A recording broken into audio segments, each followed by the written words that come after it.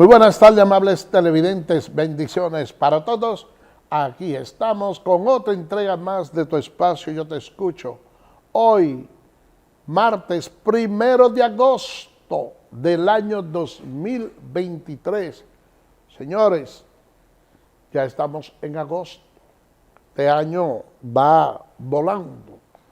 Volando va este año. La verdad es que yo me acuerdo de todo lo que hice el 24 de diciembre, el día entero. Yo le puedo resumir por completo todo lo que hice y ya estamos en el mes de agosto.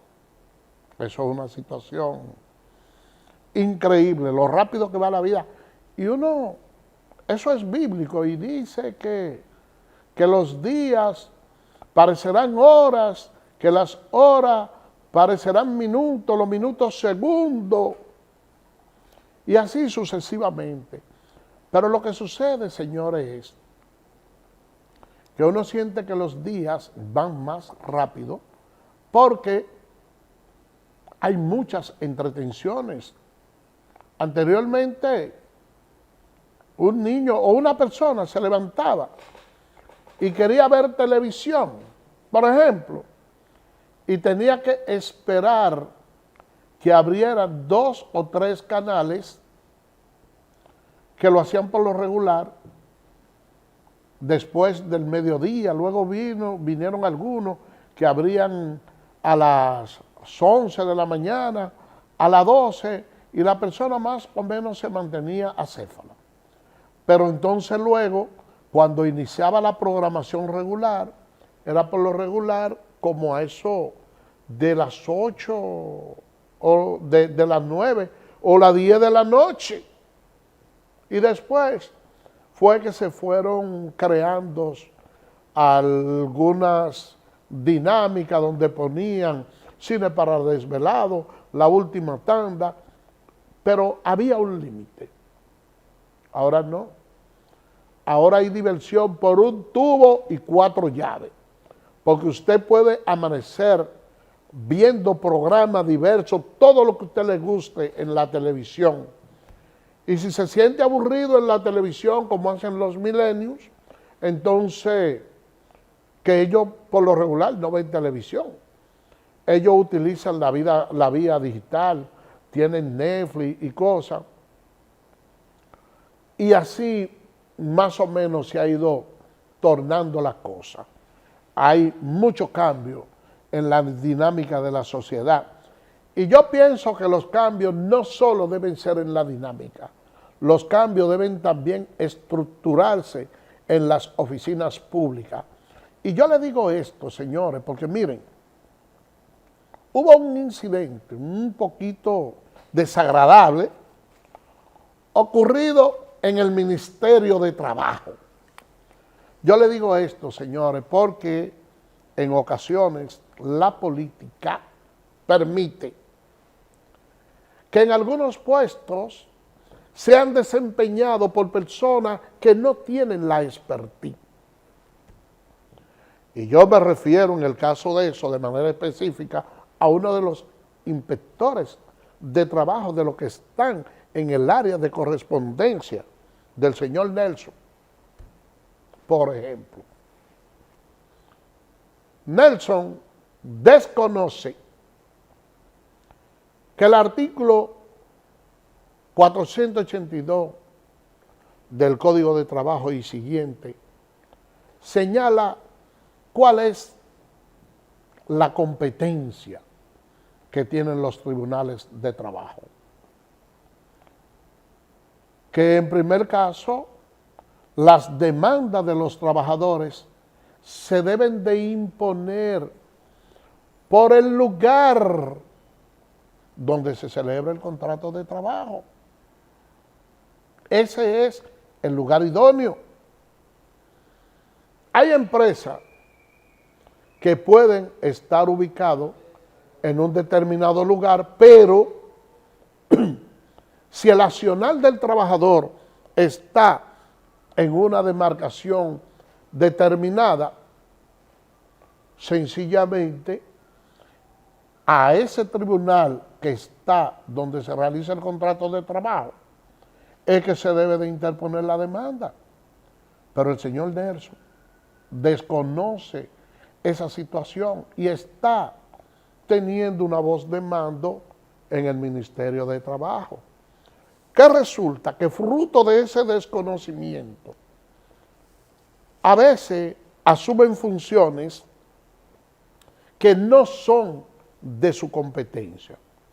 Porque si usted está en una recesión para recibir comunicaciones, su deber es recibirle al que va a depositar. Y la competencia de los tribunales, su lugar o no, eso lo debe determinar el juez, lo determinan los tribunales. Y dependiendo de la decisión que emite el tribunal, bueno, si una parte no está consciente, sencillamente lo que hace es que recurre esa sentencia.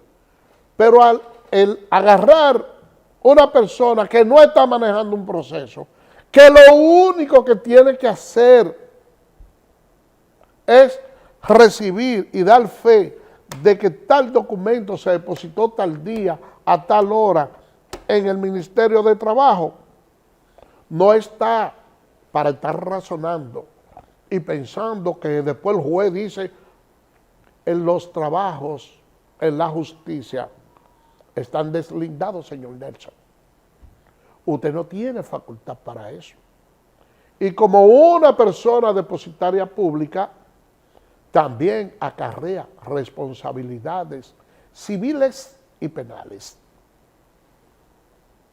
Si como consecuencia de una mala actuación suya, bien sea por ignorancia o cualquier otra razón, usted perjudica en los intereses a una persona, puede ser pasible de ser sometido a la acción de la justicia. Entonces las instituciones, me estoy refiriendo al Ministerio de Trabajo,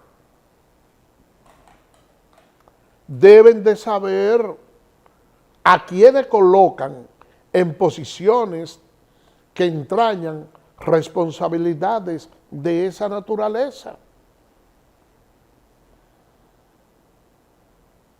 Si una persona no es abogado o es abogado, pero no tiene la expertise ni tiene los conocimientos antes de tomar decisiones alegres, por lo menos consulte con un especialista en la materia o sencillamente escuche al usuario que le está dando la ilustración y lo está remitiendo a la fuente del derecho, que le indican cómo usted tiene que hacer su trabajo, porque si usted no lo sabe, hay que enseñarlo.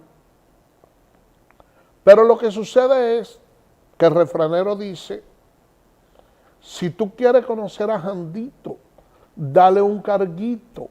Y hay gente que cuando lo colocan en posiciones, entonces sobredimensionan el trabajo que deben de hacer y quieren convertirse en faraones. Señor Nelson, léase el 482 del Código Laboral, que los libros no muerden, para que usted pueda hacerle a la sociedad un trabajo más encomiable desde la posición que usted ocupa ahí en el Ministerio de Trabajo. Vamos a hacer una pausa y regresamos en breve.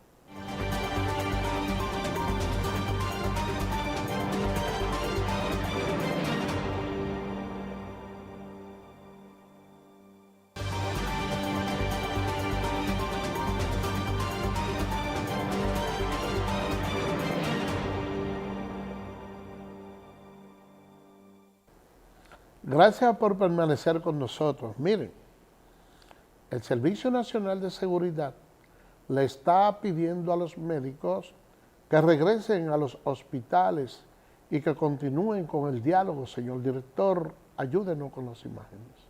Entiendo que lo más saludable es llegar al entendimiento. Los médicos volverán a protestar en los hospitales y centros de atenciones privadas. Una decisión que es cuestionada por Mario Lama, director del Servicio Nacional de Salud, debido a que, según él, la lucha de los galenos solo afecta a los necesitados.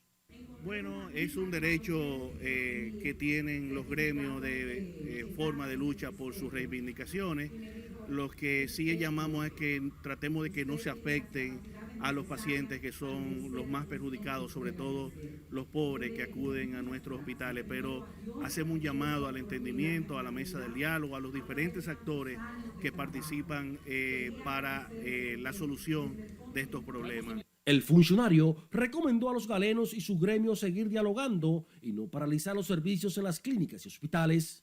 Hacemos un llamado al entendimiento, tanto al colegio médico como a las autoridades, para que se sienten en una mesa sincera del diálogo y logren arribar a los mejores acuerdos, sobre todo porque en el sector público, los hospitales, los médicos generalmente laboran por un salario y no por servicios prestados a la ARS. Mario Lama aseguró que el gobierno que encabeza Luis Abinader cree en la búsqueda de soluciones conjuntas y de consenso, por lo que espera que las ARS y el sector médico arriben a un entendimiento que ponga fin al conflicto que ya está afectando seriamente el servicio de salud pública y la población. Miren,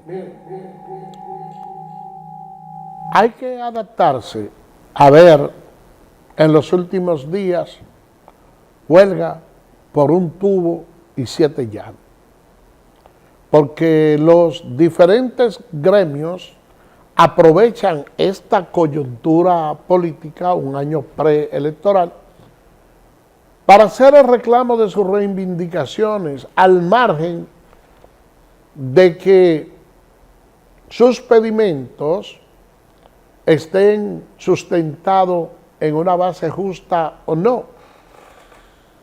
Ya los profesores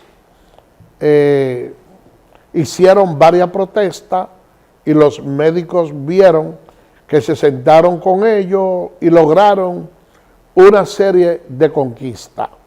Bueno, pues ahora viene también el colegio médico a hacer sus reclamaciones para mantenerse a la vanguardia y que sus integrantes reciban mejores estipendios. Esa es una parte que uno la comprende así y que realmente el deber que tiene todo dirigente gremial es luchar por dejar mejoría en su sector. Yo pienso que tanto los médicos como los profesores necesitan una buena paga, porque son carreras, sobre todo la de la medicina, que es una carrera bastante cara, que nunca tampoco se termina de aprender, porque es que cada día hay mayores innovaciones. Y esas innovaciones hay que ir estudiándolas. Y métodos que anteriormente uno podía considerar que eran la panacea a la solución de algunos problemas, terminan siendo obsoletos, porque la medicina es cambiante, al igual que todas las demás ciencias que son objeto de estudio. Sin embargo, cuando se trata de esos dos sectores, yo siempre albergo la preocupación y creo que el último método que se debe de agotar es el de la huelga. Imagínense, está programada una huelga de 48 horas para los días 10 y 11 del mes en curso.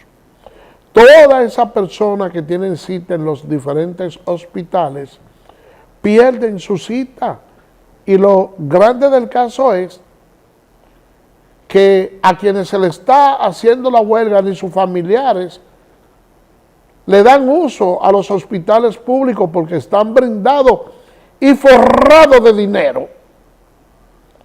Porque lo que se hizo aquí con esa ARS fue un negociazo. Porque aquí lo primero que se planteaba antes era ver lo rentable que podía ser un negocio determinado a costilla del Estado Dominicano. Pero como siempre, los pobres son, como describe Gabriel García Márquez en una de sus obras, Al Tribunal, que no tiene quien le escriba. El señor Mario Lama dice, siéntense, dialoguen, porque realmente el Estado como tal, no pudiéramos decir que en este aspecto pudiera hacer una imposición, tiene que actuar como un ente moderador. Y es lamentable que sea la clase pobre la que siempre aquí lleve la de perder en todas las negociaciones que se hacen.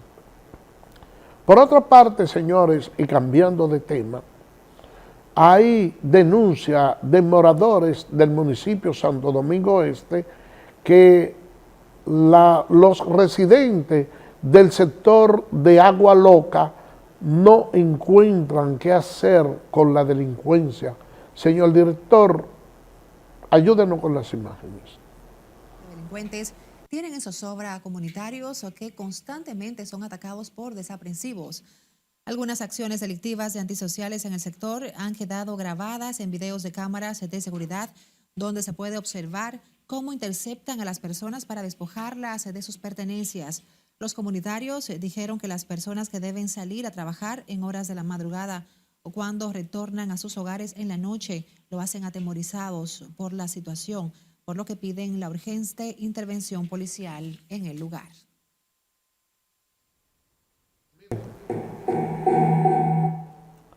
Los delincuentes son como los camaleones, que usan el camuflaje que le permita atacar ellos o defenderse. Ellos, ustedes ven ese joven con una pistola ahí, sin embargo, ante la vista de los demás, pudiera uno entender que se trata de un delivery o de alguien que está realizando un trabajo vendiendo comida rápida.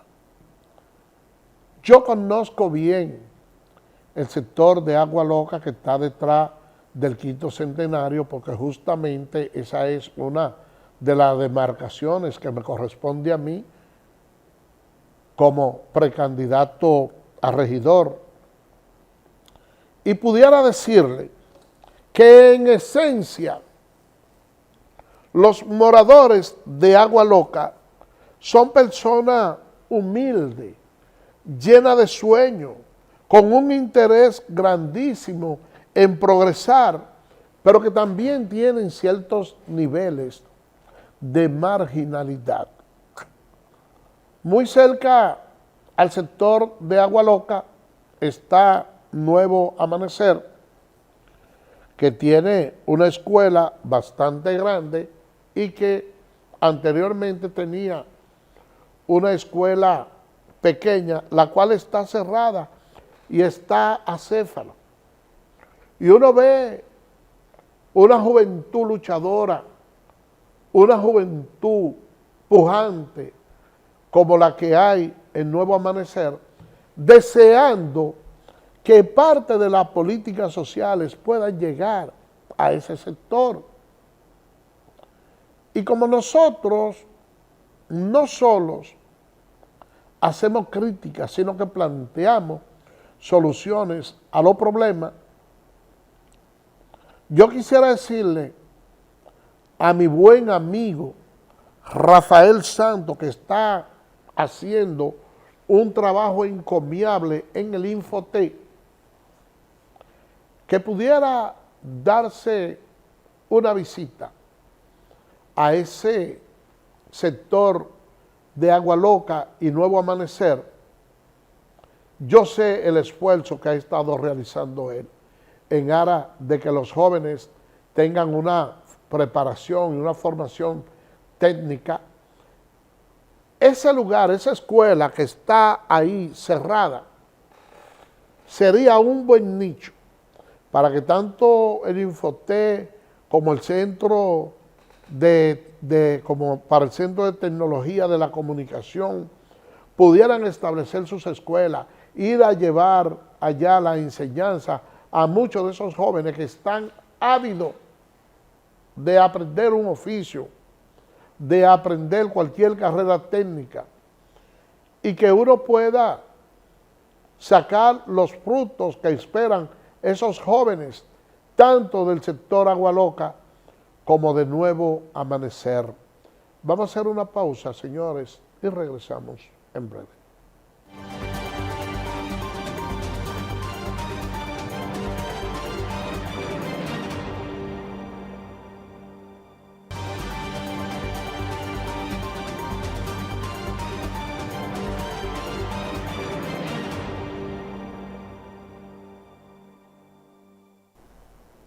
Gracias por permanecer con nosotros. Miren,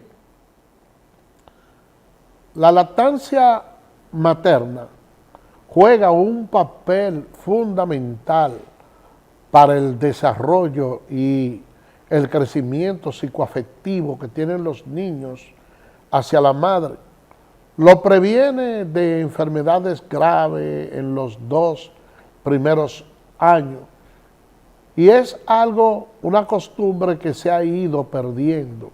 Y es justamente porque la vida está bastante acelerada y las mujeres de hoy en día, a diferencia de la de otra época, también tienen en el hogar una carga económica que en algunos tiempos atrás no la tenían de una manera afianzada, tanto así como están ahora. Y es por eso que incluso hay guardería infantil y las mujeres tienen que ir a trabajar. Y a pesar de que el Código Laboral establece que a las mujeres que tienen niños en edad lactante, hay que darle 1 hora diaria para que pueda lactar su hijo, pues por lo regular esa disposición contenida en el código no se cumple a cabalidad por mucha gente. Por eso yo veo con mucho beneplácito el hecho de que Salud Pública esté celebrando la Semana Mundial de la Lactancia Materna. Señor director, ayúdenos con las imágenes. Es necesario que se le dé la licencia a los hombres, la licencia postnatal, que se amplíe. Nuestro gobierno actual amplió esa licencia para los padres. Se está esperando la licencia en los lugares privados, en los hombres que trabajan en lugares privados. La Semana Mundial de la Lactancia se celebra cada año en 170 países del 1 al 7 de agosto con el propósito de fomentar esa práctica y mejorar la salud de los niños en todo el mundo. Miren, el gobierno promulgó una ley que busca regular el lenguaje de señas. Hay que destacar que esto tiene su importancia porque rompe con aquella exclusión que tenían algunas personas que no tienen que tienen el problema, los sordomudos sobre todo, a través del lenguaje de señas, ellos tienen la comunicación, están enterados de muchas de las cosas que suceden. Pero déjenme decirle que yo conocí también el caso de una joven que ella estaba dando unas declaraciones y dice que en principio ella escuchaba y podía ver y luego perdió las dos cosas, un elemento bastante raro eso. Pero con este lenguaje de señas lo que se busca es tener una mayor difusión y no excluir algunas clases. Pero también hay algo que yo pudiera decirle que encuentro como falencia dentro del lenguaje de señas, y es que varía dependiendo del país, y yo pienso que para que pueda tener una mayor efectividad, eso debiera tener una connotación universal, por ejemplo, porque no estamos hablando, estamos hablando de un lenguaje de señas, a diferencia de lo que quizá pudiera ocurrir con algunas lenguas, unas que son hispanoparlantes, otras de inglés, francés, chino, japonés. Yo pienso que se debiera por lo menos hacer una conjugación para que el lenguaje de señas, independientemente de la nominación parlante, pueda ser homogéneo y que el mundo entero pueda entender lo que ve en el lenguaje de señas aquí, puedan entender lo que dicen, por ejemplo, en China, en Japón, en Inglaterra o cualquier otro lugar del mundo. Señor director, ayúdenos con las imágenes acerca de la promulgación del lenguaje de señas. La ley objeto de la presente promulgación contempla como responsabilidad de los Ministerios de Educación y Educación Superior la promoción de la enseñanza bilingüe basada en el español y la lengua de señas, debiendo crear programas de capacitación y aprendizaje para maestros. Con este importante logro, usted ha demostrado su apoyo y compromiso hacia la comunidad sorda.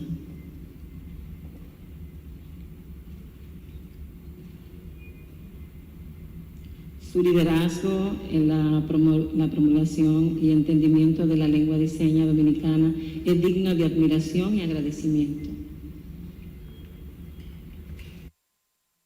La ley le atribuye al Estado el compromiso y el deber de fomentar y apoyar actividades de investigación, enseñanza y difusión de la lengua de señas, así como la integración de intérpretes y guías para el acceso a los servicios públicos y económicos de interés general. Yo del todo no es que desconozca tanto el lenguaje de señas, porque cuando yo me paso aquí, aunque sea por un minuto, que veo algo haciendo pues esa seña, yo sé que realmente ya el tiempo pasó, ese tipo de lenguaje, yo lo reconozco, pero todavía nos quedan unos minutos, o sea que ya todavía no me está haciendo el lenguaje de señas. Miren, hay un dato que a mí me ha sorprendido bastante, y es que el Intran dice que los accidentes de tránsito han bajado. Señor director, ayúdenos con las imágenes. El Estado se está preparando para poder tener una fiscalización con tecnología, que es el sistema de fotomultas, y nosotros ser mucho más efectivos con el tema de la aplicación de la tecnología para poder tener la fiscalización. Pero esa aplicación de la tecnología no es posible si no tenemos la identificación. Entre las medidas anunciadas por el director del Intran está la supervisión técnica de los vehículos, la incorporación de semáforos inteligentes en el Gran Santo Domingo, con los cuales se aplicarán multas por violación a la luz roja, regulación de los datos vehiculares, entre otras medidas contempladas en la referida ley, las cuales se aplicarán de manera gradual. Resaltó que las autoridades están y harán todo el esfuerzo por reducir las muertes por accidentes de tránsito, pero que la población debe tomar conciencia y asumir también su cuota de responsabilidad para lograr mayor eficiencia. Miren, yo una vez le dije una broma pesada a un amigo que estaba como inspector de tránsito, que probablemente él había matado más personas que la bomba atómica. Porque es que ustedes saben, señores, que aquí se ha usado que los inspectores de tránsito, usted va a sacar una licencia, usted va con dinero, olvídese que pasó. Y en esas condiciones, con personas manejando una serie de vehículos sin estar dotados de la formación técnica para hacerlo, eso indudablemente crea mucho perjuicio. Y cambiando de tema, señores, y hablando ya dentro del plano político, nosotros estuvimos diciendo aquí hace poco que la fuerza del pueblo en cuanto a lo que es la configuración política se ha venido convirtiendo hasta cierto punto en un gigante con los pies de barro. ¿Y por qué yo le digo esto? Porque ustedes han podido ver que desde el litoral del PLD, muchas personas han abandonado esa vieja casa y se ha ido a afiliar al Partido de la Fuerza del Pueblo. Pero ¿qué resulta? Que un celo desmedido y muy extremo del doctor Leonel Fernández ha querido asumir esa institución política al igual que como lo hacía en los muñequitos que uno veía cuando pequeño del Conejo Bob. Porque el Conejo Bob tenía un equipo de béisbol y él era el que cubría todas las bases. Era el lanzador, era el receptor, era el bateador, era el que aparaba la bola, él lo hacía todo. Un equipo, la bola se retardaba ahí y él bateaba y le caía atrás y hacía toda la jugada.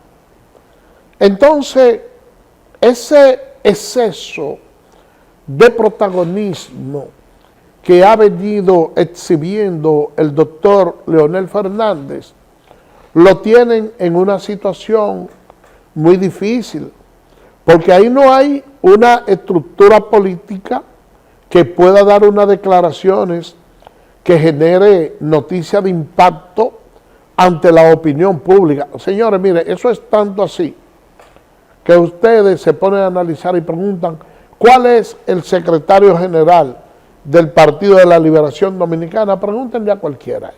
Yo particularmente no lo conozco. No sé cuál es el secretario general del PLD. Sin embargo, usted conoce los secretarios generales de los demás partidos.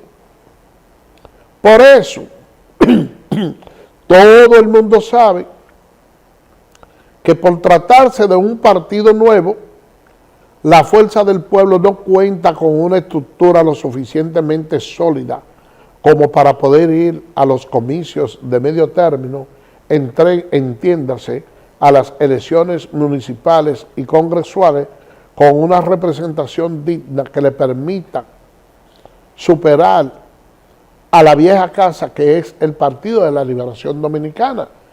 Por eso él ha venido coqueteando para conjeturar un acuerdo entre el PLD y la Fuerza del Pueblo, y Abel Martínez ha estado consciente de algo, y es que de cara a las elecciones de medio término, el PLD concentra mayor fortaleza, tiene candidatos más sólidos, pero si se trata de las presidenciales, entonces el doctor Leonel Fernández supera por mucho a Abel Martínez, que no ha logrado prender su candidatura. Y ello, cuando se habla de un acuerdo, cada quien hace su planteamiento desde el punto de vista que le resulta más favorable, como es lógico. Abel Martínez dice, yo no tengo problema con pactar con la Fuerza del Pueblo, pero ese pacto debemos de hacerlo luego de las elecciones congresuales y municipales. El que quede en tercer lugar apoya a la presidencia, el que quede en primer lugar. Pero ¿qué resulta? Que la Fuerza del Pueblo no tiene candidato para competir con el PLD. Y uno está consciente de que en las elecciones presidenciales Abel Martínez no tiene los números para ganarle a Leonel Fernández. Y ahí es donde está la disyuntiva. ¿Y por qué yo he dicho que es un gigante con los pies de barro? Y eso queda prácticamente demostrado con la escogencia que hizo la Fuerza del Pueblo de Julio Romero para que sea su candidato alcalde por ese partido. Miren, Miguel Surún ha venido promoviéndose y haciendo una campaña bastante recia, pero los números tampoco le da, su candidatura no ha prendido, y probablemente el doctor Leonel Fernández no le ha dispensado, pudiéramos decir, toda la confianza del mundo, porque todo el mundo sabe cómo Surún llegó a esos lares. Él fue el candidato por el Colegio de Abogados del PRM y tan pronto ganó las elecciones en el Colegio de Abogados, cuando se iba a conformar el Consejo de la Magistratura en aquella ocasión, se abrió de la posibilidad de que el presidente del Colegio de Abogados pudiera formar parte del Consejo de la Magistratura, y parece que él metió los dos pies en un zapato, porque quizás le hicieron la promesa de que si él se iba para el PLD podía conseguir esa situación, y el hombre voló la valla. Entonces, y se ha mantenido como candidato del Colegio de Abogados y ha ganado elecciones, porque también hay que reconocer que dentro de sus gestiones se hicieron muchos cursos y él ha aprendido. Pero ¿qué sucede? Que ahora en este intento de ser síndico por Santo Domingo Este, parece que los SPAI que quiere ponerse le quedan demasiado grandes, porque esa candidatura realmente no prende, y una muestra fehaciente es que traen a Julio Romero. Entonces, no sé cuál sería el destino de él. Bueno, eso ocurre con los bastardos siempre, que a veces terminan sin gloria, como dice el título de una película, con el amigo Surún. Y yo le digo que la Fuerza del Pueblo tiene los pies de barro porque la población dominicana ha tenido ciertos niveles de madurez. Y todo el mundo sabe que Julio Romero se vio envuelto en un escándalo de violación de una menor de 16 años que finalmente impidió que pudiera ser diputado, y esa distinción recayó en la esposa de él, que luego también se lanzó y ganó nuevamente como diputado. Entonces, en medio de una campaña política como esta, llevarlo a él como candidato a síndico por la Fuerza del Pueblo es un listón que tiene detrás de la oreja, que difícilmente le permitan superar los números que tienen cualquiera de los candidatos que se ha escogido por el PRM, que es el que concentra el mayor nivel de popularidad en Santo Domingo Este, y en segundo lugar por el señor Luis Alberto. Y uno piensa que quizás se ha buscado a Julio Romero para buscar una negociación, porque el doctor Leonel Fernández está codiciando una panda que está en el Partido Revolucionario Moderno, que por el momento se lo voy a dejar ahí. Pero él está coqueteando y quiere llevárselo para allá, y eso, vamos a esperar unos días para que ustedes vean la situación. Y es por eso que yo digo que escoger a Julio Romero indica la falencia que tiene la Fuerza del Pueblo con relación al carisma de lo que son sus dirigentes. Señores, por el día de hoy hemos llegado al final. Será mañana, Dios mediante, cuando estaremos con otra entrega más de Tu Espacio y Yo Te Escucho. Así que, bye bye.